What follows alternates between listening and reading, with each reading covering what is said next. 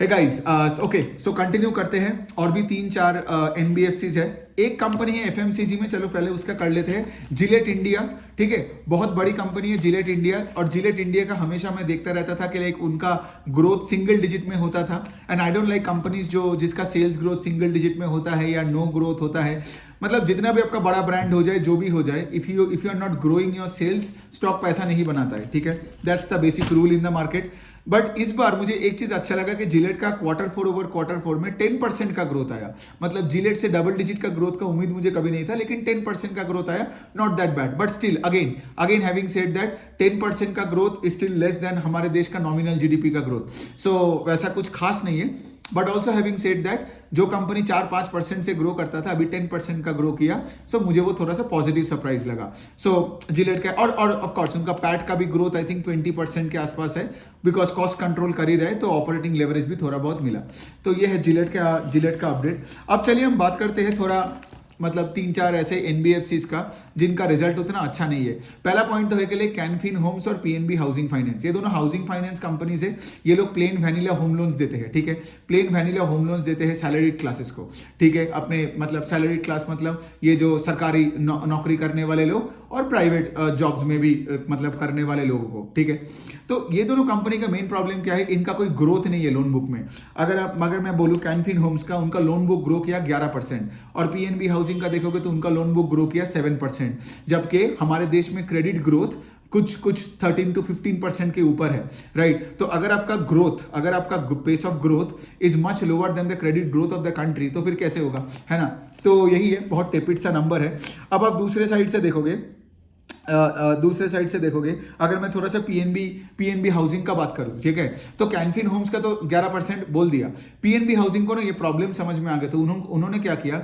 अब देखिए इनका मेजॉरिटी ये लोग लोन्स कहां देते थे, हाई टिकट लोन्स देते थे प्रीमियम कस्टमर को, शहरों के कस्टमर को। लेकिन पीएनबी हाउसिंग को समझ में आ गया कि अगर हमारा पेस ऑफ ग्रोथ को 7% से लेट से 10-15-20% तक लेके जाना है, तो हमें अफोर्डेबल सेगमेंट में जाना पड़ेगा, टायर 2, 3, 4, 5 सिटीज में तो और वो वही कर रहा है। सो पिछले 15 मंथ्स में पीएनबी हाउसिंग अपना पूरा फोकस यहाँ पे अफोर्डेबल हाउसिंग में शिफ्ट कर दिया, ठीक है। बिकॉज यहाँ पे क्या है, एक तो आप जा रहे हो मतलब नीचे के शहरों में जब आप जा रहे हो तो वहां पे आपको यील्ड भी ज्यादा मिलेगा, है ना। यील्ड ज्यादा मिलेगा, और अगर आप वॉल्यूम का गेम खेल सकते हो तो आपको यहाँ पे क्या होगा, आपका यहाँ पे बुक भी बढ़ेगा at a much faster pace, ठीक है। तो इसीलिए आप देख रहे हो ना कि अगर कोई अफोर्डेबल हाउसिंग कंपनी ले लो, जैसे home first finance, Aavas and Aptus, they are growing their book between 20 and 30%, ठीक है। लेकिन ये कंपनीज क्या कर रहे हैं, they are growing their book between 7 and 11%। So affordable housing companies क्यों बेटर रेट से ग्रो कर रहे हैं, बिकॉज इंडिया में अगर आप टायर 2-3 सिटीज या उसके नीचे जाओगे,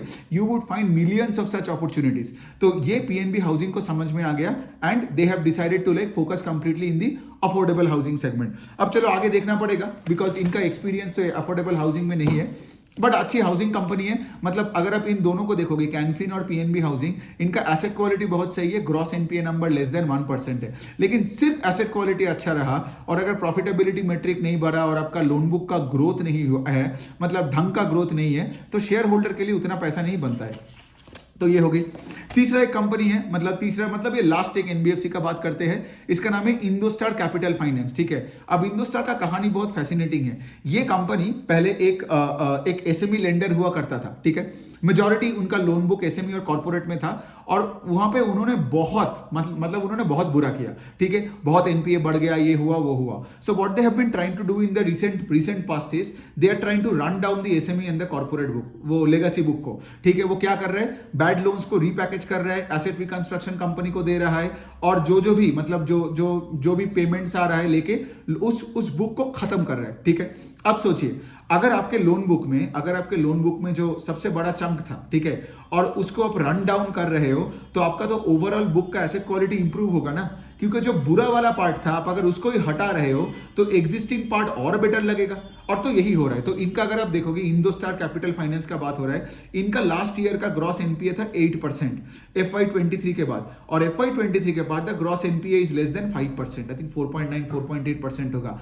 ये मेजॉरिटी वाइज आया है बिकॉज इन्होंने अपना एसएमई का बुक को रन डाउन कर रहा है। Got it. सो अब आप बोलोगे ये फोकस किस में कर रहा है? ये फोकस कर रहा है दो सेगमेंट में। एक हो गया आपका यूज्ड कमर्शियल व्हीकल सेगमेंट और दूसरा है आपका आपका हाउसिंग फाइनेंस का एक सेगमेंट। तो यूज्ड कमर्शियल व्हीकल का सेगमेंट और हाउसिंग फाइनेंस के सेगमेंट में इन्होंने पूरा डिसबर्सल ही किया।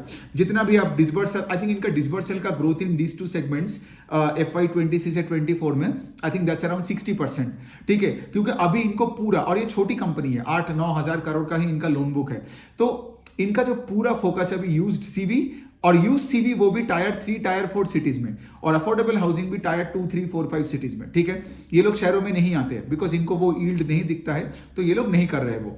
सो यहाँ पे यूज सीवी और आपका कमर्शियल सॉरी और आपका अफोर्डेबल हाउसिंग का जो सेगमेंट है, यहाँ पे इनका एसेट क्वालिटी सही है, लोन बुक का इनका ग्रोथ सही आ रहा है। लेकिन सिंस आप देख रहे हो कि लेगेसी एसएमई वाला बुक घट रहा है और यहाँ पे यूज्ड सीवी और दूसरे साइड में अफोर्डेबल हाउसिंग का बुक बढ़ते जा रहा है, ओवरऑल लेवल में अभी भी इनका लोन बुक का ग्रोथ उस रेट से नहीं बढ़ रहा है। तो अगर मैं इनका लोन बुक का बात करूं, asset under management that grew only 9% on YOY basis.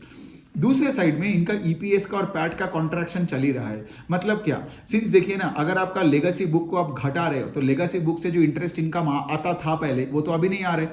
So that is putting a pressure on the PAT, that is putting a pressure on EPS. तो इनका PAT I think YOY level पे 60-70% घट गया।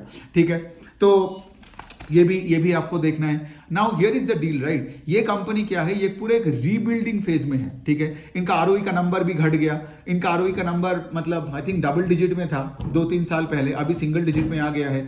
So the point is के लिए ऐसे companies को मैं ट्रैक करूंगा और मैं देखूंगा आगे ये किस तरफ जा रहा है। ठीक है, मतलब यहाँ पे मुझे वो कॉन्फिडेंस नहीं आता है कि लाइक हाँ मतलब ये तो पक्का अच्छा ही करेगा, क्या पता ये यूज्ड सीवी। अच्छा, यूज्ड सीवी में क्यों कर रहे हैं ये लोग और फोकस, क्योंकि सीवी का साइकिल 2-3 साल पहले चालू हुआ। ठीक है, तो अभी जब 2-3 साल हो गया है तभी यूज सीवी का मार्केट ज्यादा चल रहा है देन कमर्शियल व्हीकल। तो इसलिए आप लोग देखोगे ये लोग यूज सीवी में ज्यादा फोकस कर रहे हैं। दूसरा साइड में ये लोग यूज कमर्शियल व्हीकल में क्यों जा रहे हैं, बिकॉज ऑफ द फैक्ट के जब BS4 से BS6 इंजन में हुआ तो सारे कमर्शियल व्हीकल का दाम बढ़ गया है ना, बिकॉज नया इंजन है, अपग्रेडेड इंजन है, तो गाड़ी का प्राइस बढ़ गया। तो इसीलिए क्या किया, जो लोग इसको अफोर्ड नहीं कर पा रहे थे वो लोग क्या किया, पुराने 5 साल 7 साल पुराना कमर्शियल व्हीकल में मतलब उसको खरीदने लग गया। अब when you are giving out loans to used CV customer versus a new CV customer, used CV customer को लोन देना इज मोर रिस्की ना, बिकॉज वो कमर्शियल व्हीकल जो अंडरलाइंग एसेट है वो एक डेप्रिशिएटेड वैल्यू है। तो इसीलिए एज अ फाइनेंशियल आपको यील्ड ज्यादा मिलता है, right. Then say for example जिसको आप दे रहे हो नया लोन एक नया कमर्शियल व्हीकल खरीदने के लिए, गॉट इट। तो इसीलिए ये लोग यूज सीवी में है ताकि इनको यील्ड भी ज्यादा मिले, राइट। तो ये भी आपको पॉइंट देखना है। एनपीए का नंबर्स को ट्रैक करना है, एनपीए का नंबर्स को देखना है आगे किस तरफ जा रहा है। And I want this company to grow the book at a faster pace, क्योंकि जब ये बुक को ग्रो करेगा at a faster pace you would automatically know that things have started to improve here. लेकिन अभी भी आप अगर देखोगे पिछले 2-3 क्वार्टर में भी इनका पिछले quarter Q3 over Q3 the loan book I think grew 5% at a consolidated level. ठीक है, तो 5%, 11%, 9% ये नंबर्स देख के मुझे लगता है कि लाइक अभी तक ये अपना रीबिल्डिंग फेज में है।